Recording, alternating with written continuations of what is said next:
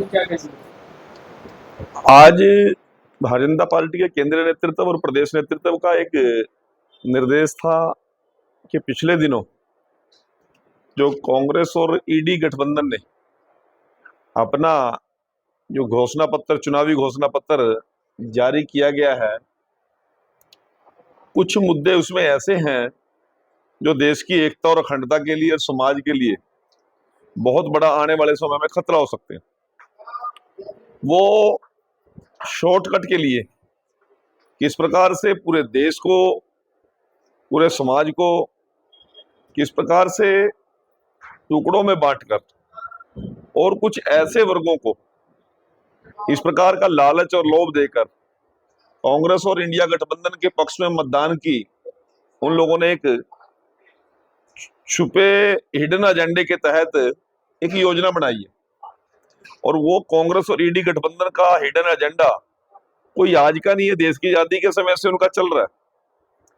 और ये आने वाले समय में आपके माध्यम से मैं आपका एक बहुत बड़ा दायरा है, बहुत बड़ा मीडिया का सर्कल है, करोड़ों करोड़ों लोग आप लोगों से जुड़े हुए हैं। और आज के जमाने में सबसे ज्यादा यदि समाज को कोई अवेयर और चेतन कर सकता है तो वो social media, print media, electronic media, ये बहुत बड़ा एक जिम्मेवारी निभाता है। तो मैं उनके इस हिडन एजेंडे पे कुछ बिंदु ऐसे हैं जिसपे आपका ध्यान मैं दिलाना चाहता हूं और आपके माध्यम से देश और प्रदेश के मतदाता और आम व्यक्ति तक ये बात मैं पहुंचाना चाहता हूं। इन्होंने अभी अपना घोषणा पत्र 2024 कांग्रेस ने जो घोषित किया है, उन्होंने तुष्टीकरण की राजनीति को चुनाव जीतने का हथियार बनाया। जो लोग वर्षों वर्षों से इस तुष्टीकरण के खिलाफ लड़ रहे हैं और इस तुष्टीकरण के मुंह तोड़ जवाब देने के लिए भारतीय जनता पार्टी के नेतृत्व 2014 में नरेंद्र मोदी जी की सरकार बनने के बाद हमने प्रत्येक व्यक्ति के विकास का एजेंडा बनाया है। परंतु कांग्रेस ने जो अपने घोषणा पत्र के अंदर टुकड़ों में बांटकर लोगों को लोभ प्रलोभन देकर लोगों की भावनाओं को भड़काकर वोट की अपील की है। इसमें कुछ चुनिंदा मुद्दे ऐसे हैं। कांग्रेस कहती है आप लोग हमें मतदान कीजिए, हमें हमें वोट दीजिए, हमारी माता बहनों के पास जो सोना है हम कानून बनाएंगे कि उसका हम सर्वे कराएंगे, कांग्रेस ने कहा। और यदि उस सर्वे के अंदर कुछ चीजें ऐसी आ जाएं, वो फिर हम सरकार के पास जमा करा के फिर हम जिन लोगों के पास वो चीजें नहीं है उन तक वो पहुंचाने का काम करेंगे। मैं छोटा सा बात कहना चाहता हूं। अपने सनातन धर्म के अंदर, सनातन संस्कृति के अंदर मंगलसूत्र एक बहुत बड़ा महिला का स्वाभिमान है। और बहुत से वर्ग ऐसे हैं जो मंगलसूत्र डालते ही नहीं। यदि देश की महिलाओं पर 80% महिलाओं के घरों में मंगलसूत्र मिलेगा और वो कहीं कांग्रेस के एजेंडे में जो चीज छुपी हुई है, उनको लगता है कि ये एक्स्ट्रा जेवर है, तो मंगलसूत्र को लेकर उन लोगों को देने का काम करेंगे जिनके पास मंगलसूत्र का कोई विचार ही नहीं है, सोच ही नहीं है।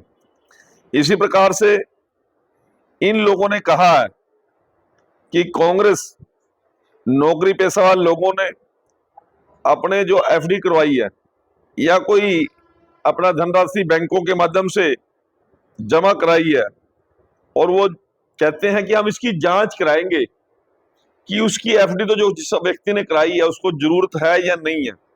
यदि उसको लगता है कि हमें इसकी जरूरत नहीं है, हम सर्वे कराएंगे। और यदि उसकी जरूरत उसको नहीं लगती तो फिर उस एफडी को वो उन लोगों में बांट देंगे जिनके पास एफडी नहीं है। आप जो कांग्रेस का हिडन एजेंडा है उसमें कांग्रेस का घोषणा पत्र 2024 स्पष्ट है।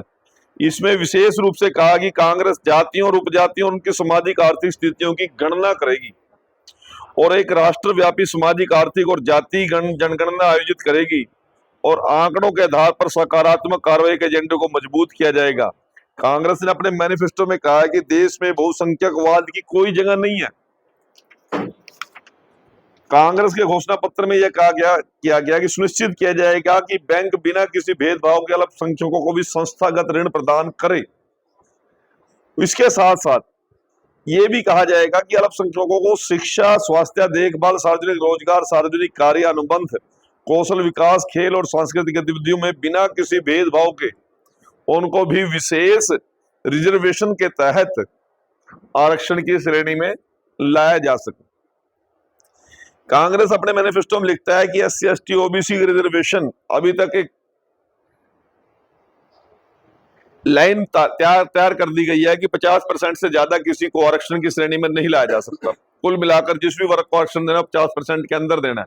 उन्होंने कहा कि नहीं, हम इस 50% की सीमा को खत्म कर देंगे, क्योंकि सारी श्रेणियों को मिलाकर पूरी जो संख्या बनती है वो 90% बनती है, और 10% जो बहुसंख्यक लोग हैं उनकी संख्या है। उनका कहने का भाव क्या है कि सारी जातियां 50% में सिमट गई, परंतु बहुसंख्यक को 50% केवल उनको भी रिजर्वेशन इस बात की है कि वो बहुसंख्यक है, तो वो बहुसंख्यक के आरक्षण को, कैटेगरी को आरक्षण की श्रेणी में लेके आएंगे। और दूसरा सबसे बड़ी बात क्या कही, जो लोग धर्म परिवर्तन कर गए, चाहे वो SC के हैं, BC के हैं, OBC के हैं, ST के हैं, वो धर्म परिवर्तन करने के बाद वो मुस्लिम तो बन जाएंगे, ईसाई तो बन जाएंगे, क्रिश्चियन तो बन जाएंगे, परंतु उनको रिजर्वेशन का लाभ एज इट इज रहेगा। जबकि वो ये कहते हैं कि हिंदू धर्म में तो जातियां हैं, उपजातियां हैं, और मुसलमान में कोई जातियां नहीं है, उपजातियां नहीं है। जब उनमें वो जो कन्वर्जन करता है, फिर वो SC, ST कैसे रह जाएगा, वो OBC कैसे रह जाएगा, वो BC कैसे रह जाएगा, वो तो मुस्लिम हो गया। अब यदि कृष्ण बेदी को कहीं ये लगता है कि मैं हिंदू हूं, मुझे किसी बात का लाभ नहीं मिल रहा, और यदि मुझे मेरा नाम बदलकर, धर्म बदलकर कृष्ण की जगह क्रीम रख लूंगा अपना नाम, तो मुझे कोई लाभ मिल जाएगा, तो कितनी देर लगेगी इस देश के अंदर? मैं क्रीम तो बन गया, परंतु मेरा शेड्यूल कास्ट का दर्जा एज इट इज रहना चाहिए। जब मैंने धर्म परिवर्तन इसलिए किया है कि हिंदू धर्म में छुआछात है, जाति भेदभाव है, इसलिए मैं वहां से उत्पीड़ित होकर वहां जा रहा हूं। जब मैं वहां जा रहा हूं तो फिर सभी जर्नल ही है ना, वहां पे तो SC, ST कोई होता ही नहीं, वहां तो छुआछात है ही नहीं है। परंतु वो कहते हैं, कांग्रेस कहते हैं कि हमारी सरकार रहेगी, आएगी, तो हम SC, ST का कन्वर्जन करने वाले लोगों को, तो आप इस बात से अंदाजा लगा दीजिए, जब ये चीज रहेगी तो किस प्रकार का कन्वर्जन होगा, किस प्रकार से लोग अल्पसंख्यक धर्मों में जाने के लिए अपने आप को शामिल कराएंगे। ये आपसे कोई छुपी हुई बात नहीं है। इसी प्रकार 5 अप्रैल को जो घोषणा पत्र राहुल गांधी जी ने जारी किया, उसने कहा कि 15% आबादी दलितों की, 8% आबादी आदिवासियों की है, 15% आबादी माइनॉरिटीज की है, और 5% गरीब आबादी गरीब जनरल कास्ट की है।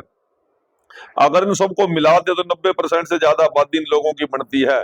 अगर आप हिंदुस्तान की संस्थाओं को देखें, इंस्टीट्यूशन को देखें, बड़ी बड़ी कंपनियों को देखो, इनमें कोई भी उन कंपनियों में, इन इंस्टीट्यूशन में, उन संस्थाओं में नहीं दिखाई देता। इसलिए हम देश का एक्सरे कर देंगे, दूध का दूध और पानी का पानी हो जाएगा। इसके बाद हम फाइनेंशियल और इंस्टीट्यूशनल सर्वे कराएंगे और ये पता लगाएंगे कि किसके हाथ में कितना धन है, और वो धन जैसे हमें पता लगेगा फिर उसको एक समान रूप से बांटने का काम करेंगे, जो माओवादी कम्युनिस्ट पार्टियों में चलता था, जो काम कांग्रेस पहले भी करती रही है। तो उस प्रकार का एजेंडा लेकर कांग्रेस आई है। हम आपके माध्यम से इस देश के जागरूक मतदाताओं को जागरूक करना चाहते हैं।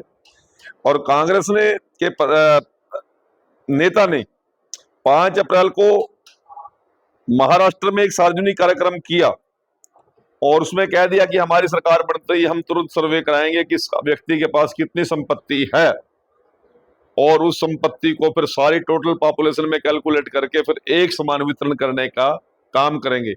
आज मैं, मेरी पत्नी और 2 मेरे बेटे 24 घंटे काम करते हैं, हाई एजुकेशन ले ली, एजुकेशन लेने के बाद दिन रात मेहनत की मैंने भी और मेरे बच्चों ने भी, और 10 रुपए यदि जोड़ लिए। एक व्यक्ति ऐसा है जो सुबह से लेकर शाम तक कोई काम नहीं करता, मौज मस्ती करता है, तो यदि मेरे धन का बंटवारा उस व्यक्ति के साथ किया जाए तो फिर इस देश में काम करने की जरूरत कौन को समझेगा। तो इस प्रकार का एजेंडा जो कांग्रेस आज लेके आई है, इसको हमने लोगों के बीच में ले जाकर इसका कंडम करना है, लोगों को अवेयर करना है।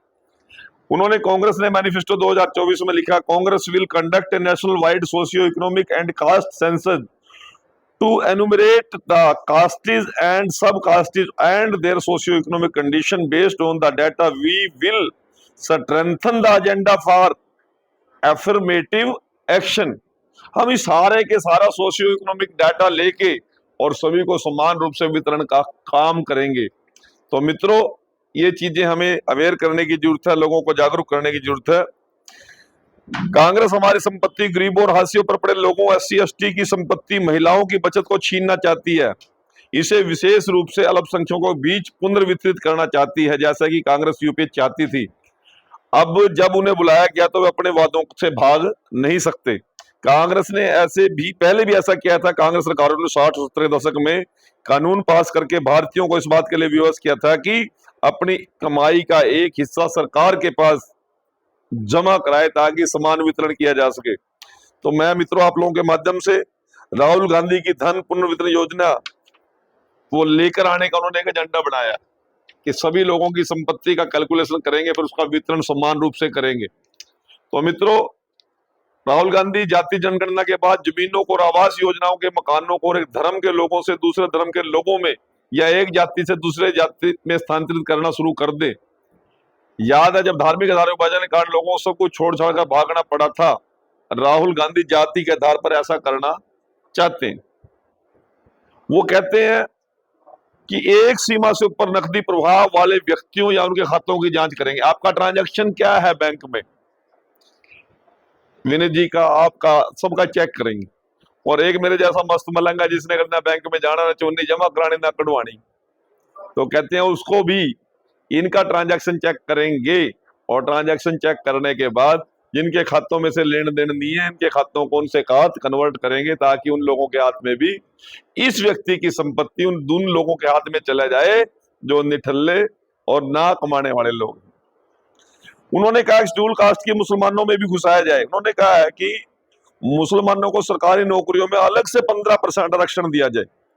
ओबीसी आरक्षण के को धर्म के आधार पर बांटकर मुसलमानों को 6% अलग से आरक्षण देना चाहते हैं। वो शेड्यूल कास्ट के अंदर भी मुसलमानों को 15% आरक्षण के बीच में जोड़ना चाहते हैं। तो मित्रों, हमारे अनुजाति वर्ग के लोगों के साथ, ओबीसी वर्ग के लोगों के साथ कांग्रेस एक बहुत बड़ा अन्याय करना चाहती है। तो हम आप लोगों के माध्यम से उन लोगों को आगाह करना चाहते हैं कि कांग्रेस ऐसी गलती 2006 में दोहरा चुकी है। रंगनाथ मिश्र की एक कमेटी बनी थी, उसमें तय किया था जिन लोगों ने धर्म परिवर्तन किया है उनको भी आरक्षण का लाभ मिलेगा। तब बीजेपी ने पूरे देश के अंदर एक आंदोलन चलाया था, क्योंकि उस समय मैं भी भारतीय जनता पार्टी SC मोर्चा का प्रदेश अध्यक्ष था। पूरे देश के अंदर आंदोलन हुआ, हरियाणा में भी हमने किया था, तब जाके कांग्रेस उससे पीछे हटी थी। तो इसलिए मैं आप लोगों के माध्यम से ये जो गलत बयानबाजी कांग्रेस ने की है, इसके ऊपर इन्होंने सच्चर कमेटी बनाकर एक बारी मोहर लगाने का काम भी किया था, परंतु सच्चर कमेटी की रिपोर्ट को हमने पार्लियामेंट के अंदर भी कंडम करवाया और राज्यसभा के अंदर भी कंडम कराया, तब जाके ये लोग टिके थे। परंतु अब वोटों के लालच के अंदर उन अल्पसंख्यक वर्गों को उकसा रहे हैं, उनको भड़का रहे हैं कि SC ST के अंदर आपके आरक्षण का हिस्सा बनता है, OBC में आपके आरक्षण का हिस्सा बनता है, जर्नल लोगों की संपत्ति के ऊपर भी आपका हिस्सा बनता है। तो आप हमें एक बारी मतदान करने का काम कीजिए, इन सभी लोगों की संपत्तियों को छीनकर, और आप लोगों को SC ST का आरक्षण, OBC का आरक्षण हम देने का काम करेंगे। मैं आपके माध्यम से इस देश के लोगों को, जिन लोगों ने इस देश की एकता और अखंडता को मजबूत किया, जिन लोगों ने इस देश के लिए खून पसीना बहाकर इस देश को ताकत देने का काम किया, उन लोगों के हितों के लिए आपके माध्यम से मैं अपील करना चाहता हूं, कांग्रेस के इस देश विरोधी ताकतों का और उनकी सोच का हमें विरोध करने की आवश्यकता है। आप सभी को मैं ये बात कह के अपनी बातों खत्म करता हूं। आपका कोई सवाल है तो आप कर सकते हैं। आपने मेरी बात को सुना और अपना कीमती समय निकालकर यहाँ इस प्रेस कॉन्फ्रेंस में सभी मेरे पत्रकार और बुद्धिजीवी साथी पहुंचे हैं, मैं आप सभी का आभार प्रकट करता हूं। धन्यवाद। कांग्रेस कह रही है कि भाजपा धर्म जात पात के नाम पर देश को बांटने का काम। भारतीय जनता पार्टी की जो फिलॉसफी है आप सभी को पता है, अंत्योदय, जो अंतिम पायदान पर खड़ा है जो शिक्षा से वंचित रह गया, जो रोजगार से वंचित रह गया, जो अधिकार से वंचित रह गया, जो न्याय से वंचित रह गया, जो दवाई से वंचित रह गया, जो भोजन से वंचित रह गया, उसका हमने उदय करना है।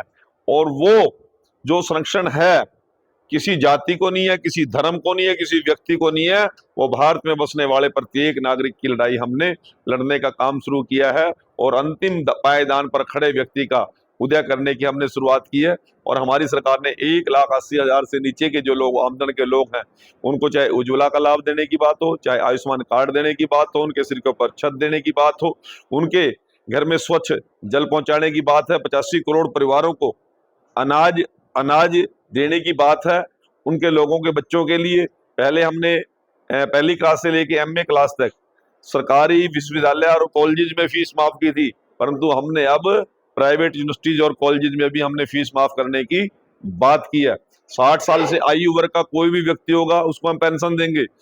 मैं तो आप लोगों के माध्यम से बताना चाहता हूं कि 2014 में जब हमारी सरकार बनी, पत्रकार साथियों को पेंशन का प्रोविजन भी हमारी सरकार ने करने का काम। साहब क्या कहेंगे, लगातार आम आदमी पार्टी का कोई भी बड़ा लीडर या तो कैसे कल गोपाल रहे, वो भी एक ही बात कह रहे थे कि जो है कौन गोपाल रहे कल कैबिनेट मंत्री उनका सबका कोई भी बड़ा नेता है तो एक ही बात कहना है कि जो कोयला घोटाला है सिर्फ कोयला घोटाला की बात करते हैं, अपनी कोई बात नहीं रखते, कोई मुद्दा नहीं। तो एक ही मुद्दा जो पकड़ के रखे है कोयला घोटाला। आप उनसे आप पूछना ना, मैं तो क्या पूछना, मेरे तुमसे कोई संबंध नहीं है। मैं एक बात कहना चाहता हूं कि आज आम आदमी पार्टी या इंडी गठबंधन पूरी तरह बुखड़ाया हुआ है, ठीक है। वो लोग छाल तो बोले सो बोले, छल नहीं बोल रही हैं, इसमें सैकड़ों छेद है। पूरी इनकी जो टॉप लीडरशिप है कहाँ पे, आज वो कहाँ पे है, कहाँ पे है? तिहाड़ में है ना, और आरोप लगाएंगे वो किसी और पे।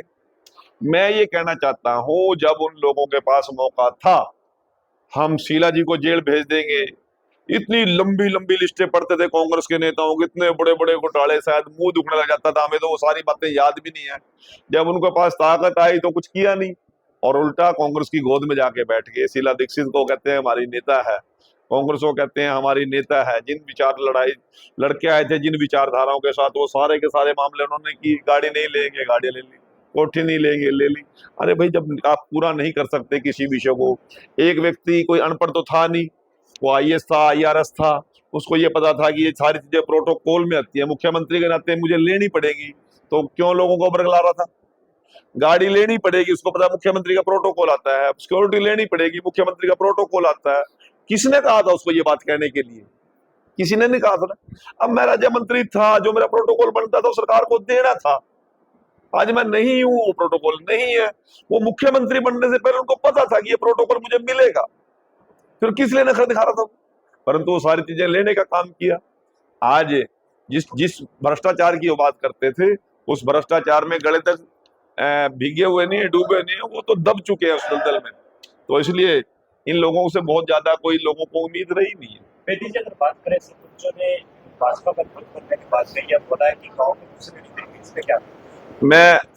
मुझे ये संज्ञान में विषय नहीं है, परंतु यदि कोई बात आपके पास बाय पर्टिकुलर कुरुक्षेत्रा की बात कर रहे हो, करनाल मीटिंग हुई है परसों पूरे हरियाणा, अपन अभी कुरुक्षेत्रा में बैठे हैं, करनाल में जाएंगे तो करनाल की बात करेंगे। परंतु मैं एक बात कहना चाहता हूं कि सुधार की तरफ कोई जाएगा तो कुछ ना छोटी मोटी टेक्निकल समस्या आएंगी। सरपंच साहबान से मेरा निवेदन है कि वो टेक्निकलिटी जो प्रॉब्लम थी उनको काफी हद तक दूर किया है, और कोई एक दो साथी को कहीं लगता है कि कोई समस्या है, उसका समाधान करने के लिए सरकार हर समय तैयार है, और वो चुनावी समय में इस प्रकार का मुद्दा ना बने। 2 मई को कोई बड़ा नवीन जी के लिए नामांकन करा। मंत्री जी, आपने कहा कि नहीं बनेगा टॉप लीडरशिप, टॉप लीडर मान लिया, खाली मैदान। विनोद जी, बहुत बढ़िया सवाल किया आपने। मैं एक बात आपसे पूछना चाहता हूं, क्या सभी के सभी लोग सभी के सभी पार्टियों में ही पैदा होते हैं? ठीक है ना? क्या किसी और पार्टी ने आज तक किसी कैंडिडेट को नहीं लिया? क्या किसी और लोग ने कभी किसी ने पार्टी नहीं बदली? ये एक कहने की बातें हैं, परंतु रणनीति के हिस्से होते हैं राजनीतिक तौर पे। उस रणनीति के तहत भारतीय जनता पार्टी कार्यकर्ताओं की कमी नहीं है, नेताओं की कमी नहीं है, और नेतृत्व की कमी नहीं है, परंतु कुछ सरकमस्टांसिस के हिसाब से कुछ लोगों को पार्टी में लाना भी पड़ता है, उनको एडजस्ट भी करना पड़ता है, उनको ओबलाइज भी करना पड़ता है।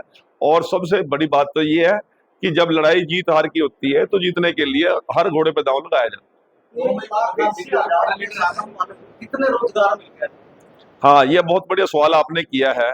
हरियाणा प्रदेश के अंदर हमने 1 लाख से जो कम आमदन वाले लोग थे, उनका परिवार पहचान पत्र के माध्यम से उन लोगों को सर्वे कराया।